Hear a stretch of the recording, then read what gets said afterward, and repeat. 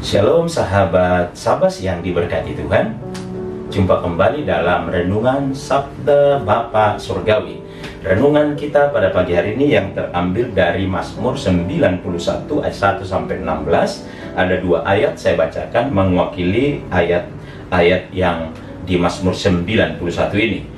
Demikian bunyi firman Allah. Orang yang duduk dalam lindungan yang maha tinggi dan bermalam dalam naungan yang maha kuasa akan berkata kepada Tuhan, tempat perlindunganku dan kubu pertahananku, Allahku yang ku percaya. Saya ulangi di ayat 2 terakhir, tempat perlindunganku dan kubu pertahananku, Allahku yang ku percaya.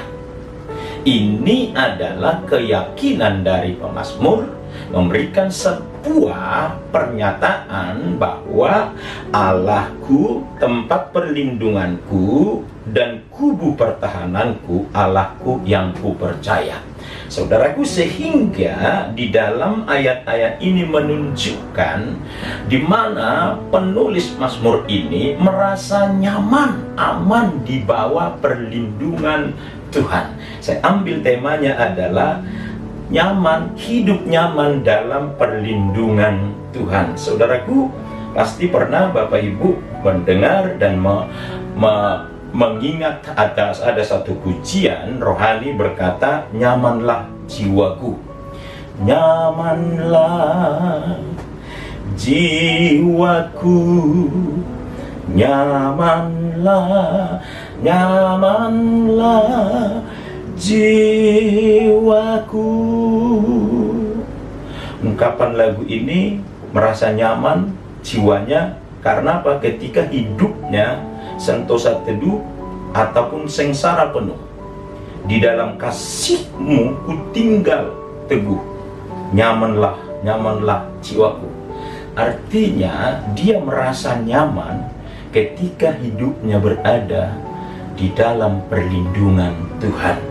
Saudaraku, kalau begitu, apa yang membuat nyaman di bawah perlindungan Tuhan?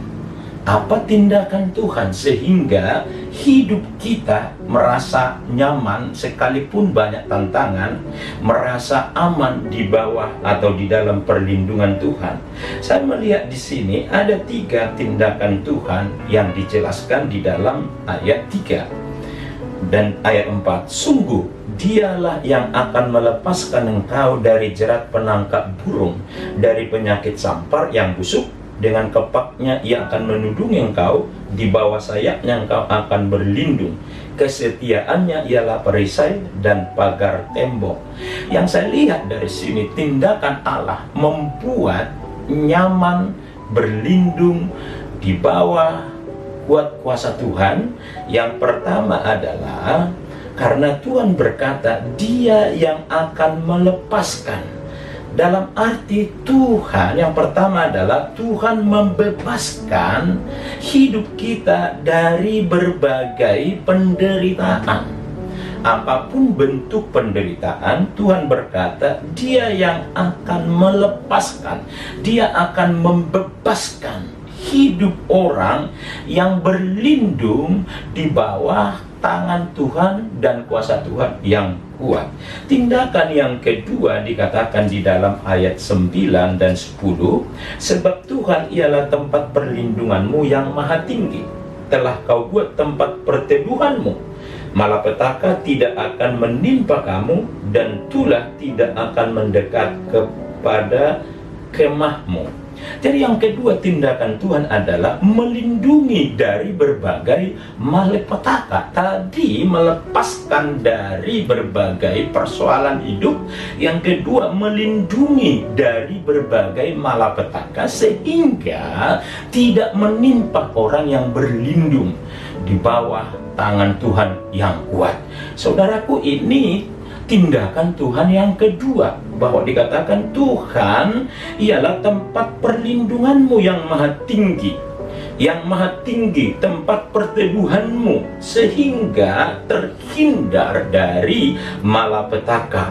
Untuk itu saudaraku yang saya kasihi di dalam Tuhan, inilah membuktikan bahwa Tuhan itu mampu melindungi, membuat kita orang-orang yang percaya aman terhadap segala persoalan hidup. Tindakan Tuhan yang ketiga saudaraku, kalau kita lihat di sini bahwa dikatakan di dalam ayat 11 dan 12, sebab malaikat-malaikatnya akan diperintahkannya kepadamu untuk menjaga engkau dari segala jalanmu. Mereka akan menatang engkau di atas tangannya supaya kakimu jangan terantuk kepada batu. Tindakan Tuhan yang ketiga, kalau Tuhan yang menjadi perlindungan bagi kita sehingga hidup kita nyaman, yang ketiga adalah bahwa Tuhan menjaga. Tuhan menjaga engkau dari segala jalanmu. Dalam arti Tuhan menjaga kita dari segala jalan, supaya hidup kita merasa aman dan nyaman di bawah perlindungan Tuhan. Dalam arti di sini Allah mengutus malaikat-malaikatnya. Tuhan memerintah malaikat-malaikatnya untuk menjaga orang-orang yang percaya dalam perjalanan hidupnya.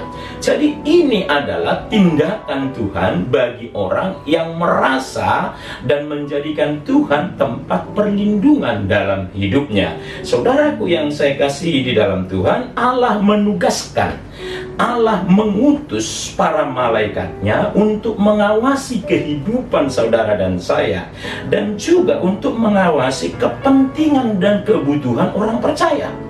Khusus memperhatikan orang yang berusaha untuk tinggal di hadapan Allah, menjaga tubuh dan jiwa dan roh orang percaya. Dan yang kedua, tugasnya dikatakan mengangkat kita saat kita dalam kesulitan.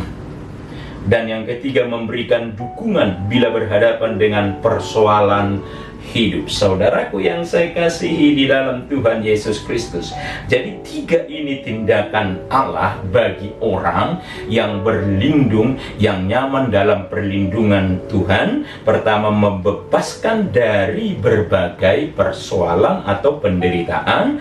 Yang kedua adalah melindungi dari berbagai malapetaka. Dan yang ketiga adalah memerintahkan atau menjaga, menjaga perjalanan hidup saudara dan saya, tentu dengan mengutus malaikatnya untuk melindungi, menjaga saudara dan saya.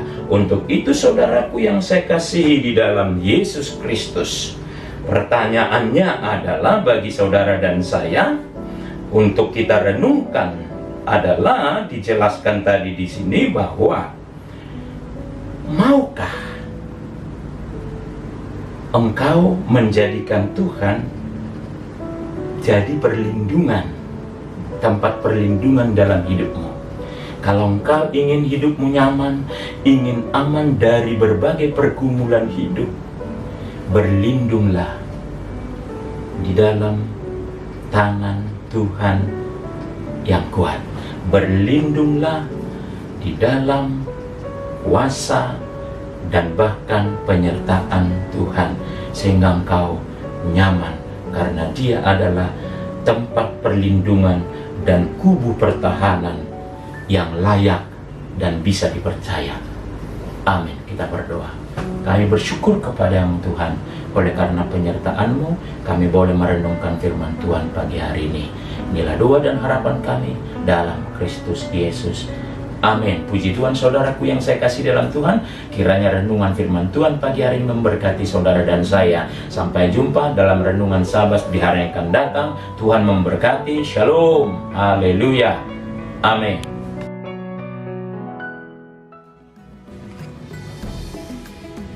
Bagi Bapak Ibu yang diberkati lewat renungan Sabas ini, Bapak Ibu dapat nge-like, subscribe, bahkan juga komen dan membagikan kepada teman seiman yang lain sehingga mereka juga diberkati. Terima kasih, Tuhan memberkati saudara. Shalom.